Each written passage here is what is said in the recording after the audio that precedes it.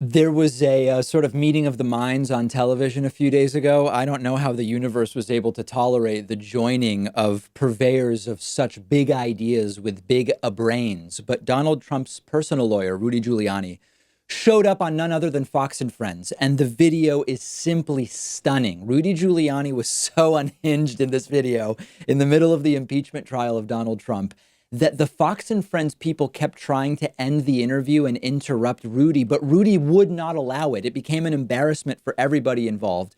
Rudy, the day before the interview, said he had all this compelling evidence to provide, that the real story here is Joe Biden tried to pull the Obama administration and Hillary into something or other, George Soros, all this crazy stuff, everything other than Trump extorted Ukraine to smear Biden. Let's start just with some of Rudy beginning not to make sense. You'll see the totally biased audience is still clapping right now. Eventually, they're going to completely glaze over. You'll see the looks on the faces of the hosts starting to realize that Rudy Giuliani may not be playing with a full deck. Check out the shots of the crowd as well if you're watching. This is just the beginning. I'm going to present over the next 2 to 3 weeks shocking crimes at the highest levels of both governments, while the Senate is listening to a totally phony group of stories about non-impeachable offenses. It's like trying somebody for not a crime. It's a total waste of money. It's a complete show on the part of the Democrats. Right. And they should be sued for conspiracy to defraud the United States, and they should pay for that hearing. But Mr. Mayor, do you... The Democratic National Committee should pay for that television advertising. And you talk about interfering in the 2020 election. You know, I started investigating Biden 2 years ago when he was thinking about running for president. I never thought he would run. So Rudy keeps getting more and more conspiratorial, and things start to get really weird. And even Rudy starts to lose his train of thought in the middle of these weird things that he's saying.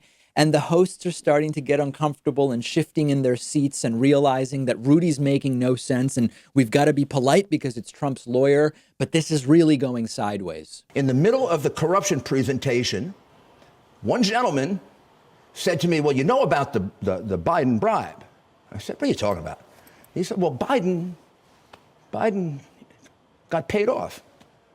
And he went to Poroshenko. He forced the prosecutor out. Not only did he get his son out, but he got Burisma out. So one of the things we're going to reveal, we always ask, why did this happen? Mm-hmm. Why would a crooked Ukrainian oligarch whose company is about to be taken away from him, who's sitting in Switzerland with $5 billion he stole, all this is just fact.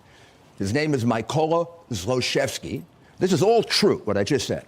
He hires the son of the vice president, who just got thrown out of the Navy for failing a drug test, had been in and out of rehab most of his life. So this continues for a while, and I won't play it all, but eventually the hosts start to more successfully interrupt. Here's another portion of it, and then you'll see the hosts get involved. None of it is making sense. You'll see Brian Kilmeade try to stop Rudy, but you can't stop Rudy. You can only hope to contain him.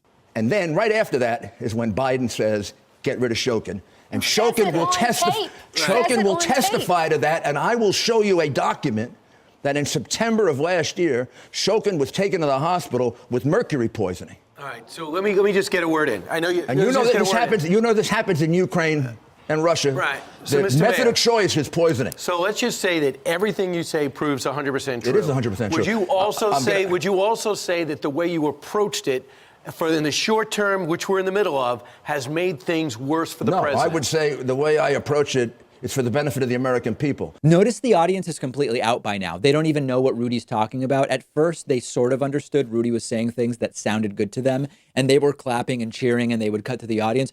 The audience has gone completely silent now because they have no clue what Rudy's talking about. Here, Steve Doocy tries to jump in. Rudy just won't let him. And Rudy then loses his train of thought again. Steve Doocy tries to interrupt 2 more times. Brian Kilmeade tries. Doocy tries again, and they just can't. And even Ainsley Earhardt is trying to interrupt. He is not prosecuted. Right. He is sitting there fat and happy with his company. And then we got another bribe. You don't think the president of the Ukraine shared in that $5 billion that the crook kept? Rudy. The bribe to the president of the Ukraine the amount of money, I can't be absolutely sure of.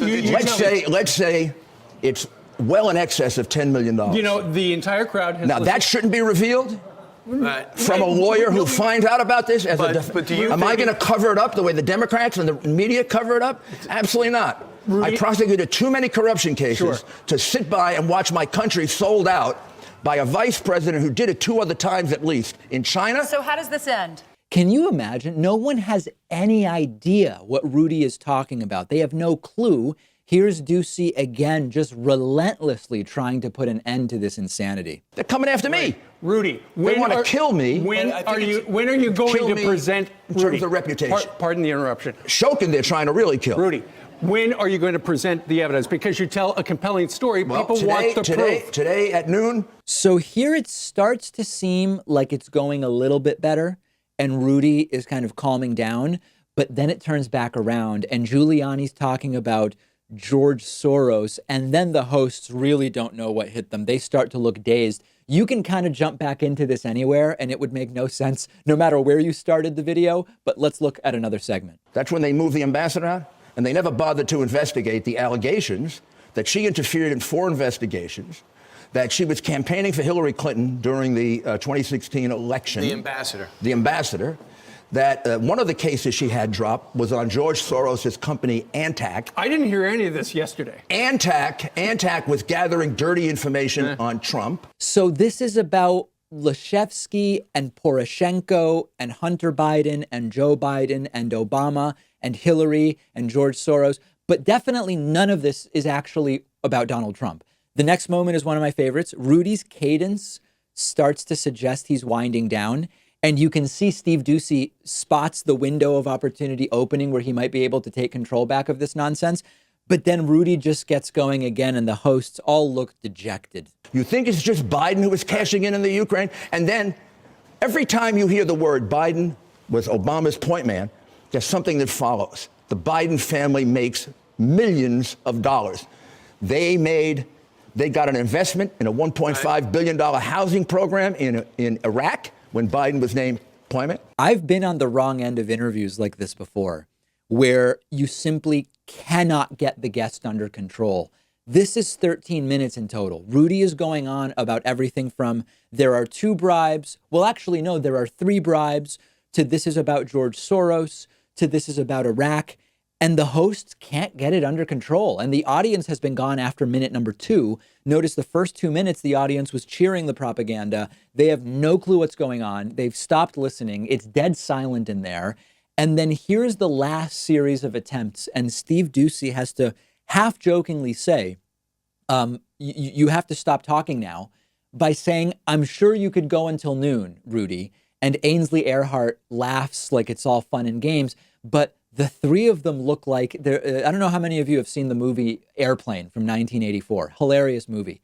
There's a scene in Airplane where the main character, Ted Stryker, is sitting on an airplane and he starts telling these endless stories to the woman traveling next to him.